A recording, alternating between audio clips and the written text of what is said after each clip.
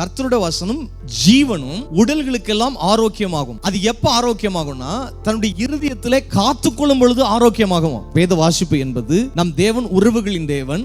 அவர் நம்மோடு பேசுவதை இந்த சேனல் மூலமா கனெக்ட் பண்றாரு. இப்போ ஹிந்தியில ஒருத்தர் பேசுறாங்கன்னு சொன்னா ஹிந்தியில அந்த ஹிந்தியினுடைய ஒவ்வொரு வார்த்தைகள் முதல்ல தெரிய ஆரம்பிக்கணும். அதைய புரிதலுக்குள்ளே வந்துட்டு அதுக்கப்புறம் நம்ம பேச ஆரம்பிப்போம். தேவன் உங்க வாழ்க்கையில அவர் மகா பெரிய திட்டங்களை வெளிப்படுத்தும் முன் முதலாவது அவர் பேசுகிறார் என்ற உணர்வை உங்களுக்குள்ளே கொண்டு வருவதற்கு தான் வேதத்தை வைத்திருக்கிறார். வேதம் என்பது அவர் உங்களிடத்தில் பேசுவதற்கு கர்த்தர் பயன்படுத்துகிற ஒரு கருவி. ஒருவேளை உங்களுக்கு வயதாக இருக்கலாம், கரியர் போயிருக்கலாம், ஐயோ நான் என்ன செய்யறதுன்னு தெரியல. இல்ல, கர்த்தர் சொல்றார் நோ ப்ராப்ளம். 80 வயதுல மோசேக்கு ஒரு பிகினிங்க கொடுத்தேன். எனக்கு வயது பிரச்சனை இல்லை உங்களை உயர்த்துறதுக்கு. பட் உங்களுடைய ஒப்பு கொடுத்தல் தான் முக்கியம். உங்களுடைய டிசிப்ளின்ட் லைஃப். தேவனோடு பேசுவதற்கு நீங்க கொடுக்கக்கூடிய நேரம், அவரிடத்துல நீங்க பேசணும், அவர் உங்ககிட்ட பேசணும். the right decision உங்களை அடுத்தடுத்த கட்டங்களுக்குள்ள கொண்டு போய் கொண்டே இருக்கும்.